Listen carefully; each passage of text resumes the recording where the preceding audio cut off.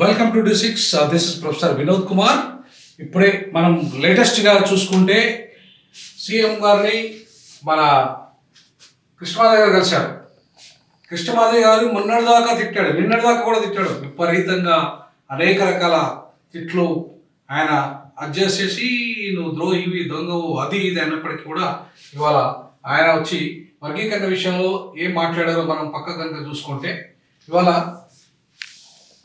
Telangana CM ఇచ్చిన దాని ప్రకారంగా కామెంట్ చేసిన దాని ప్రకారం ఏంటంటే, రాజకీయ ప్రయోజనాలకు అతీతంగా మాదిగ కులాలను మేలు చేయాలనే మంచి ఉద్దేశంతో ప్రజాప్రభుత్వం ఉందని ముఖ్యమంత్రి రేవంత్ రెడ్డి గారు మాదిగ రిజర్వేషన్ పోరాట సంస్థ వ్యవస్థాపక అధ్యక్షులు మందకృష్ణ మాదిగ మరియు ఉపకులాల ప్రతినిధులతో సమావేశం అయ్యారు. ఎస్సీ ఉపకులాల వర్గీకరణ ఎలాంటి న్యాయపరమైన చిక్కులు ఎదుర్కొనవద్దని ఆలోచన ప్రక్రియ చట్టబద్ధంగా ముందుకు వెళ్ళామని, అందులో భాగంగానే తొలుత అసెంబ్లీలో చర్చించి క్యాబినెట్ సబ్ కమిటీ నియమించడంతో పాటు న్యాయ కమిషన్ ఏర్పాటు చేశామని వివరించారు. సాధ్యమైనంత త్వరగా సదరు నివేదికలు తెప్పించి కమిషన్ సిఫారసులు కేబినెట్లో, ఆ తర్వాత అసెంబ్లీలో ఆమోదించమని సీఎం వివరించారు.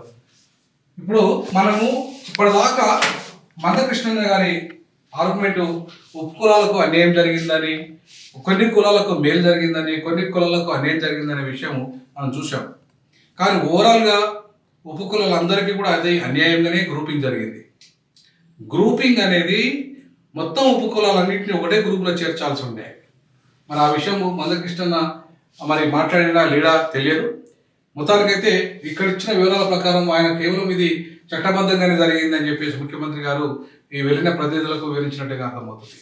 అంతేకాకుండా ఇలా స్పష్టంగా మనకి బాగా క్లియర్గా అర్థం కావాల్సింది ఏంటంటే, ఇవాళ గ్రూప్ 1లో ఎవరైతే ఉన్నారో ఉపకులాలందరూ కూడా వాళ్ళందరినీ గ్రూప్ 2, గ్రూప్ 3లో ఏదైతే మాదిగ ఉపకులాలు, మాల ఉపకులాలు ఉన్నారో వాళ్ళని అట్లా కాకుండా ఒకే గ్రూప్లో వీళ్ళని కనుక చేర్చగలిగితే, ఇప్పటిదాకా మాదిగలు మై దొబ్బితిన్నారని చెప్పేసి ఉపకులాలు, మాలలు మై దొబ్బితిన్నారని వాళ్ళ ఉపకులాలు ఇప్పటిదాకా ఆరోపించారు. మరి ఈ ఆరోపణలన్నిటికి పరిష్కారం చూపించలేకపోయింది రేవంత్ రెడ్డి ప్రభుత్వం. మరి ఆ విషయంలో మందకృష్ణ మరి ఆయన చేసింది ఏంటంటే, ఈ గ్రూప్లో ఉన్న కేవలం కొంతమంది అంటే ఆయన నేత కాని గ్రూప్ గురించి మాట్లాడడం జరిగింది. నేనేమంటానంటే, నేత కానే కాకుండా 1,00,000 మంది ఉంటే మాత్రం వాళ్ళకు ఎక్కువ లాభాలు రావాలా, అంటే 10 లక్షల మంది ఉంటే ఎక్కువ లాభాలు రావాలా? సుప్రీంకోర్టు జడ్జిమెంట్ ఏం చెప్పింది, చాలా స్పష్టంగా చెప్పింది ఏంటంటే, సబ్ గ్రూపింగ్ ఏదైతే ఉందో, సబ్ గ్రూపింగ్ వాళ్ళకు న్యాయం చేయండి. ముందు ఎవరైతే ఉపకులాలుగా ఉన్న వాళ్ళు ఎవరైతే ఉన్నారో చాలా స్పష్టంగా ఇందులో జడ్జిమెంట్లో చెప్పింది, the more disadvantage status of sub group two which preferential treatment is to sort to provide as a constitutional class as a whole అన్నది. ఇవాళ సబ్ గ్రూప్లు ఎవరైతే ఉన్నారో వాళ్ళందరినీ కాన్స్టిట్యూషనల్ యాజ్ ఎ హోల్గా పెట్టమని తప్ప వాళ్ళని విడగొట్టమని చెప్పలే. వాళ్ళని విడగొట్టారు. ఇవాళ రేవంత్ రెడ్డి గారి ప్రభుత్వం ఏం చేసింది, ఉపకులాలన్నింటినీ లేదంటే మోస్ట్ బ్యాక్వర్డ్ ఎస్సీ కులాలన్నింటినీ మళ్ళీ మాదిగ అనుబంధ కులాలు గాను, మాల అనుబంధ కులాలు గాను, లేదా గ్రూప్ 1 లేదంటే గ్రూప్ 1లో కూడా పెట్టడం జరిగింది. అట్లా కాకుండా అన్నింటినీ కలిపి ఒకటే గ్రూప్ 1లో పెట్టగలిగితే ఉపకులాలకి 3% పెంచగలిగితే, ఎందుకంటే 18% లేటెస్ట్ సర్వే ప్రకారంగా ఇవాళ ఎస్సీల జనాభా 18% ఉంది. వాళ్ళ డిక్లరేషన్లో కూడా 18% ఇస్తామని చెప్పి కాంగ్రెస్ మేనిఫెస్టో చెప్పింది.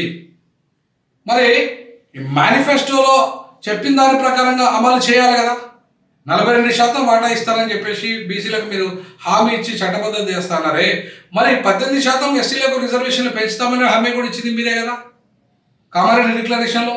కాబట్టి కామారెడ్డి డిక్లరేషన్ ప్రకారంగా మీరు కనుక పెంచగలిగితే 15 నుండి 18% చేయగలిగితే మాదిగ కులాలకి 10% ఇవ్వచ్చు, మాలలకి 5% ఇవ్వచ్చు, ఉపకులాలకి 3% ఇవ్వచ్చు, మొత్తం 18%గా ఉంటుంది.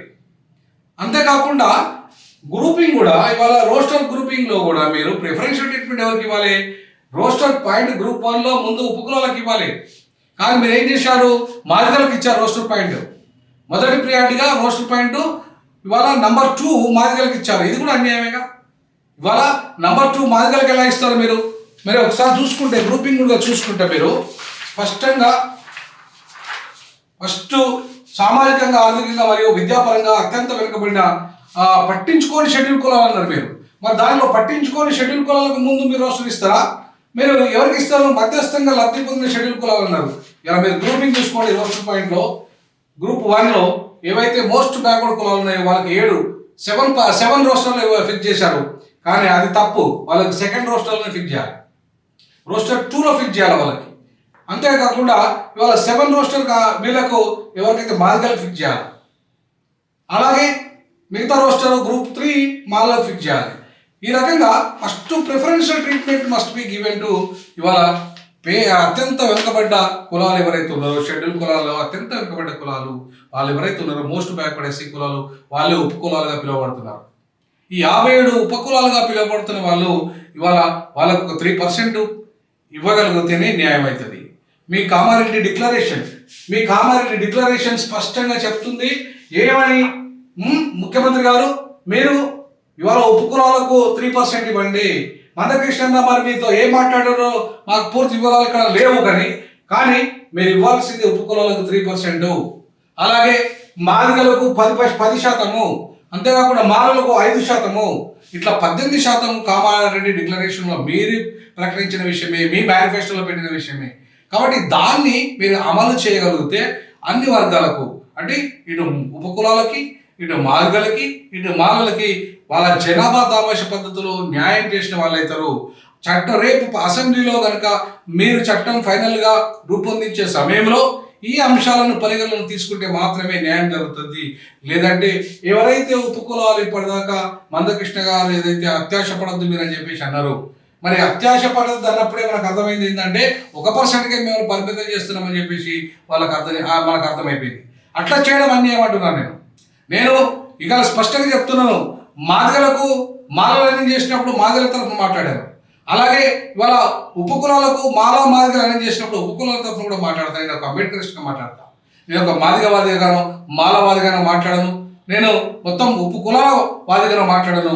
నేను అంబేద్కరిస్ట్గా, కుల నిర్మూలవాదిగా, మోస్ట్ బ్యాక్వర్డ్ షెడ్యూల్ కులాలకు ఎవరికైతే అవకాశాలు రావాలనో వాళ్ళకి అవకాశాలు స్పష్టంగా వచ్చే విధంగా, ఖచ్చితంగా వచ్చే విధంగా ఇవాళ మనం చట్టాన్ని పకడ్బందీగా రూపొందించాల్సిన అవసరం ఉంది. అంతేగాని ఎన్నికల దృష్టిలో పెట్టుకొని ఇవాళ ఇది కనుక ఉంటే ఖచ్చితంగా రేపు మళ్ళీ సుప్రీంకోర్టు కనుక ఈ ఉపకులాలు కనుక సుప్రీంకోర్టుకు వెళితే ఖచ్చితంగా దీని మీద స్టే వచ్చే అవకాశం ఉంది, ఖచ్చితంగా. ఎందుకంటే ఉపకులాలకి అన్యాయం జరిగితే మీరు సుప్రీంకోర్టు తలుపు తట్టండి అని చెప్పి సుప్రీంకోర్టు జడ్జిమెంట్లోనే చెప్పింది. ఆ జడ్జిమెంట్లో చెప్పింది కాబట్టి దాన్ని రివ్యూ చేయక తప్పనిసరి పరిస్థితి ఏర్పడుతుంది. మరి వాళ్ళకి అన్యాయం జరిగినప్పుడు వాళ్ళు వెళ్తారుగా. రోస్టర్ పాయింట్లో అన్యాయం జరిగింది, జనాభా దామాష పద్ధతిలో అన్యాయం జరిగింది. ఇవాళ ఓన్లీ మాదిగలేనా 50 ఏళ్ళుగా, అంటే 75 సంవత్సరాలలో మాదిగలే లబ్ధి పొందినారు. అంతో ఎంతో మాలలు ఎక్కువ పొందినారు, మాదిగలు తక్కువ పొందినారు. బట్ లబ్ధి అనేది పొందినో లేదా? మరి ఉపకులాలతో పోల్చుకుంటే మాదిగలు కొంత లబ్ధి పొందినప్పుడు మరి వాళ్ళకు ఎవరైతే లబ్ధి జరగలేదో వాళ్ళకే అన్యాయం జరిగే రీతిలో కనుక 1%కి వాళ్ళని కనుక నెట్టేయబడితే వాళ్ళు ఇంకా అణచివేతకు గురవుతారు, వాళ్ళకి అవకాశాలు లేకుండా పోతాయి. ఇవాళ ఎన్నికల దృష్టిలో పెట్టుకుని మాదిగా ఓట్లు ఎక్కువ ఉన్నాయి కదా, మాలల ఓట్లు ఎక్కువ ఉన్నాయి కదా అని చెప్పేసి ఎన్నికల దృష్టిలో పెట్టుకుని కనుక మీరు ఈ నిర్ణయం తీసుకొని దీన్ని ఎట్లనే ఫైనల్గా చేస్తా అంటే అది తీరంగా ఉపకులాలకు అన్యాయం చేసిన వాళ్ళు అవుతారు. ఆ దిశగా అన్నగారు మందకృష్ణ గారు మరి చర్చ చేసి ఉంటారని నేను భావిస్తున్నా. చేయకపోతే ఇవాళ ముఖ్యమంత్రి గారిని మన D6 తరఫున నేను ఇవాళ డిమాండ్ చేస్తూ ఉన్నాను, డీజాబ్ తరఫున కూడా డిమాండ్ చేస్తూ ఉన్నాను. మీరు అసెంబ్లీలో ఆమోదం, ఎట్లాగో మండలిలో అది చర్చ అయింది, ఆమోదమైంది. అసెంబ్లీలో ఆమోదించే ముందు సమగ్రంగా మరొకసారి చర్చించి నిర్ణయం తీసుకునేటప్పుడు ఖచ్చితంగా 3% కూడా పెంచగలిగితే, ఒకవేళ మీకు 3% పెంచడం వీలు కాకపోతే టెంపరీగా ఆయన గ్రూప్ 1లో అన్ని 57 కులాలు అనేసి ఇందులో 1%, అందులో 1% తగ్గించి వాళ్ళకి 3% ఇచ్చి 9% మాదిగలకు, అలాగే 4% మాదిగలకు ఇచ్చినా కూడా అదొక రకంగా న్యాయం చేసిన వాళ్ళు అవుతారు. లేదంటే పెరిగిన జనాభాకు అనుకూలంగా మీకు అధికారం ఉంది, మీకు అధికారం ఉంది కాబట్టి మీరు ఇంకా 3% పెంచి 18% 2024 లెక్కల ప్రకారం 18% ఉన్నారు కాబట్టి మీ కామారెడ్డి డిక్లరేషన్లో కూడా మీరు 18% పెంచుతా అన్నారు కాబట్టి దాన్ని పెంచి పంచండి. అది 10% మాదిగలకు, 5% మాలలకి, 3% ఉపకులాలకు పోతుంది. ఆ రకంగా ఉపకులాలకు మేలు చేసిన వారైతారు, మాదిగలకు మేలు చేసిన వారైతారు, మాలలకు మేలు చేసిన వారైతారు. సో అన్ని వర్గాలకు మీరు మేలు చేస్తే దళితుల జీవితాల్లో ఖచ్చితంగా ఒక వెలుగు నింపడానికి, ఒక ఉద్యోగ రీత్యా వెలుగు నింపడానికి ఒక అవకాశం. దీనితో పాటే ఇంకా మిగతా సమగ్ర అభివృద్ధి దిశగా మీరు పథకాలు రూపొందించి ఆ పథకాల వైపు కూడా అన్నిటినీ వాటిని అమలు చేసి సప్లా నిధులు అమలు చేసి ప్రత్యేక కార్పొరేషన్లు ఏర్పాటు చేసేసి ప్రత్యేక యూనివర్సిటీ దళితులకు పెట్టి ప్రత్యేకంగా వాళ్ళ కోసం భూమి పంచి ప్రత్యేకంగా వాళ్ళకు రోడ్లు వేయించి హాస్పిటల్స్ కట్టించి వాళ్ళని అన్ని స్కూల్స్ దళితవాడల్లో ఉన్న స్కూల్స్ అన్నిటినీ రెసిడెన్షియల్ స్కూల్స్గా అప్గ్రేడ్ చేస్తూ వాళ్ళని సమగ్ర మార్పు దిశగా ఆ వాడలో అగ్ర కులాలతో పోటీ పడే విధంగా, లేదంటే ఇవాళ ఏవైతే ఊరవతల ఉన్న ఈ కులాలని ఊరు మధ్యలోకి తీసుకొచ్చేసి వాళ్ళని డెవలప్మెంట్లో అంతా ఆ స్థాయికి మిగతా వర్గాలతో పోటీ పడే విధంగా కనుక చేయగలిగితే రేవంత్ రెడ్డి దళితుల జీవిత చరిత్రలో సువర్ణాక్షరాలతో దళిత చరిత్ర, తెలంగాణ దళిత చరిత్ర ఉన్నంత కాలం ఆయన చరిత్ర రాయబడుతుంది సువర్ణాక్షరాలతో. ఆ దిశగా రేవంత్ రెడ్డి ఖచ్చితంగా నిర్ణయం తీసుకుంటే ఇంకా మరింత మేలు చేసిన వాళ్ళైతారని చెప్పేసి D6 భావిస్తుంది. ఖచ్చితంగా ఆ దిశగా అడుగులు వేసినప్పుడే సంపూర్ణంగా దళిత సమాజం బాగుపడుతుందని తెలియజేస్తున్నాం. జై భీమ్.